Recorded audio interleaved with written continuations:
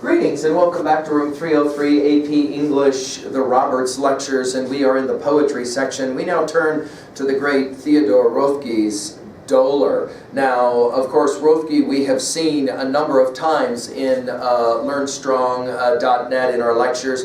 The dates 1908 to 1963. Probably the greatest American poet of his generation, many will argue. Beautiful power of introspection, rhythm, and of course natural imagery, as we saw in our discussion of cuttings and cuttings later. Both of these are titles that are appropriated on LearnStrong.net, as well as The Waking. Later we will see maybe his most famous poem, My Papa's Waltz, on page 856. This text now, Dolor, coming from 1943. Dolor, of course, we're familiar with this term because of our study of Milton's Paradise Lost. Shades of Dolor, or dolorous shades, of course, of or related to dreariness, right? Maybe great sorrow, distress, all will be a part of this. Now, this is an amazing little poem that we're going to look at in terms of the way that things are appropriated through word pictures. Let's just read the poem. Dolor.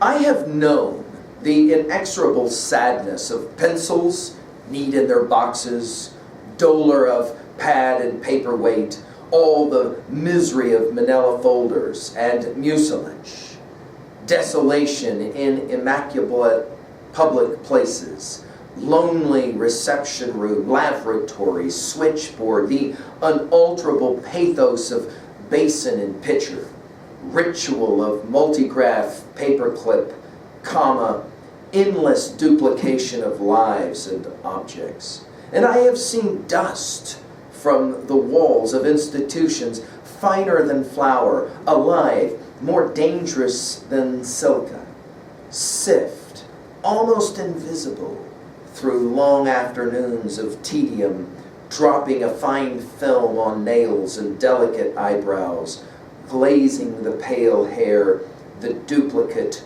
gray standard faces. Now, let's point out right away that we are working with an observation about a life that has been lived, been appreciated, I have known, but a life that's mundane, boring. Our French word is ennui, right? We think about Baudelaire's To the Reader, maybe, as a correlate to this kind of thing. Boring, but notice anybody can say my life is boring, or I have known boredom and the disillusionment of boredom. Later he will call it the endless duplication of lives and objects. Will at 3A already put Love Song of G. Alfred Prufrock, I've measured out my life in coffee spoons. But notice the genius of the way he does it. First of all, we're going to describe an office space where we have all of these pencils, neat in their little boxes, unused, if you will. You might think about unused talent maybe here, right? Then in the second word picture, we have an office setting. The unalterable pathos of basin and pitcher, you know, right? In other words, nothing can be changed, nothing can be altered. It's pathetic, we might say, right? Then the workers in the office are described, the endless duplication of lives and objects. We even think about the old-fashioned duplicator, right? The dust, finally, from the walls of these institutions. This is all about death, right? No question, a slow, gradual decay. The dropping of a fine film on nails and delicate eyebrows. The way that people can just be subsumed in repetitions that become painfully boring. Well, notice that's a two-way message, right? That life can be, especially repetitive life, can kill you slowly. At 3A already we can write down Thoreau's great line from Walden, the mass of men lead lives of quiet desperation. Certainly, Roethke's playing that game here. At 2B, organization, let's ask this question. This is a 13-line poem. Why do you think it's not a 14-line poem? It's an interesting question. Why would Roethke not find a way to turn this into a sonnet? Maybe there's some really subtle observation here. In other words, the poem's treatment of dolor, of sadness, of sorrow, of lugubrious is our word, right? Kind of mournful, sad. doesn't deserve a final line, we might say. Of course, the repetition of this poem is going to be significant. Repetition in the poem representing repetition in real life. It can kill you slowly, huh?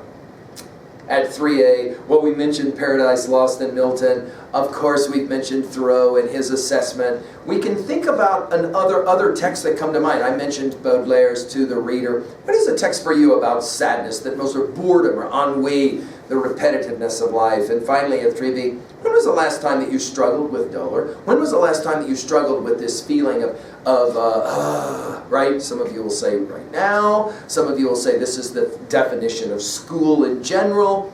The last time, though, that you really were suffering from boredom, how did you escape? What was the means whereby you escaped? Notice we don't have much sense that there's going to be much escape here. Although he does say, I have known the inexorable sadness of pencils, right?